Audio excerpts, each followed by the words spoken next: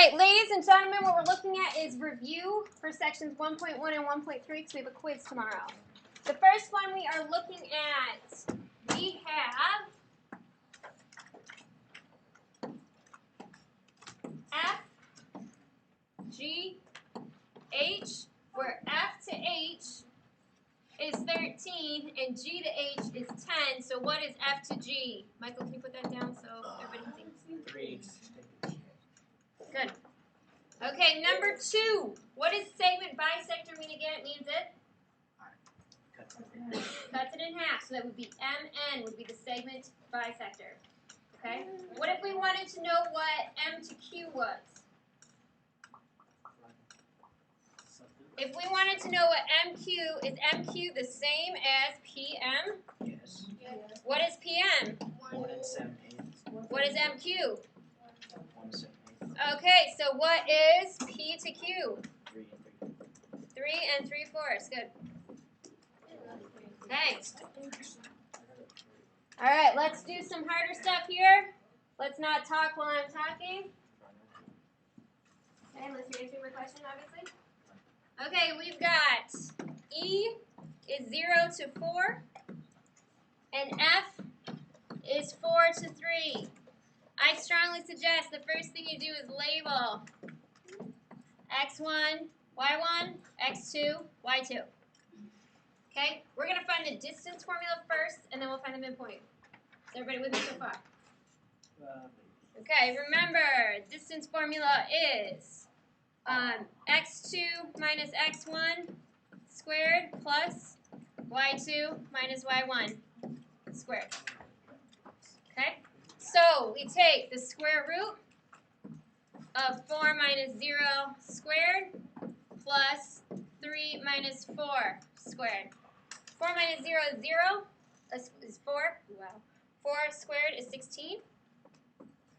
3 minus 4 is negative 1. Negative 1 squared is 1. You can leave it as the square root of 17, or the approximation of that is 4.1. Okay, now we're going to take the same thing, ladies and gentlemen, and find the midpoint. This is the distance between those two lengths. Now we're going to find the midpoint. Midpoint formula is x1 plus x2 over 2 and y1 plus y2 over 2. So we just fill it in. We go 0 plus 4, divide that by 2, and 4 plus 3 divided by 2. So 0 plus 4 is 4. 4 divided by 2 is 2. 4 plus 3 is 7. You can leave it as 7 halves or change it to 2 and 3 1. Yes, ma'am. Wouldn't that 1 be a negative over 16 plus 1? Where's 16? Oh, 3 minus 4 is a negative 1. Negative 1 times negative 1 is positive 1. Because negative 1 squared, that's a really good question. Any other questions? Is that the same formula? You use the same formula for the same question, right? Yeah. This one, I use the distance formula because it's not a distance. This one, the midpoint formula. So for the next one, we're going to do the same thing again. Okay. So for the next one, we've got S is negative 3, 3. And T is negative 8, 6. X1, Y1. X2, Y2. So we're going to do it again.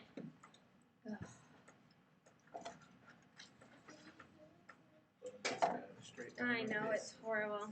Come on. All right, Michael. This will all be recorded, kid. All right, so we've got x2 minus x1 squared plus y2 minus y1 squared. Two negatives, make sure we make it a positive. Negative 8 plus 3 is negative 5. Negative 5 squared is 25. 6 minus 3 is 3. 3 squared is 9. So this becomes the square root of 34, which is approximately, I don't know. Who's ever got a calculator? Okay. Let's do the midpoint of it. So we've got negative 3 plus negative 8 over 2 and 3 plus 6 over 2. So that gives me negative 11 over 2, comma 9 over 2. You can leave it as an improper fraction, or you can find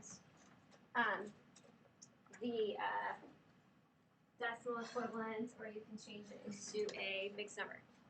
All right. Let's look at number 3, two segments that do not intersect. Remember, segments have points at the end. They are parallel. Two segments don't intersect. Okay? So we've got a line. This board is making my life difficult. So we've got a line. We've got two lines that don't intersect, but intersect that line in one spot. Next, we have to draw a plane. Come on. So we've got a plane, and we've got two lines that intersect in the plane. Michael, you're paying attention, not just wiggling your pencil. Okay. Number 6, 3 planes. Ugh. Let's see. 1, 2, 3. They don't intersect each other. All right, finally, number 7 is the complicated one. Let's do this one together. First thing I'm going to do is draw a graph because I get confused. I've got t, which is at 0, 0. Then I'm going to go over negative 1. I'm going to go up 1, 2, 3, 4, 5, 6, 7. And I have c, which is at negative 1, 7. And then I have b, which is over 1, 2, 3. And I'm going to go up 1, 2, 3, 4. And that gave me b. Everybody with me so far? You can plot points? Yeah. Okay. We want to draw the diagram, and we're going to find t to b, and then b to c. So what formula are we going to use? Midpoint formula or distance? Distance. Okay, let's find t to b. The square root of 3 minus 0 squared plus 4 minus 0 squared. So we get the square root of 9 plus 16, which is the square root of 25, so TB is 5. Okay. B to C is the square root of 3. We'll make this x2, y2, x1, y1. So we get 3 minus a negative 1. That becomes plus.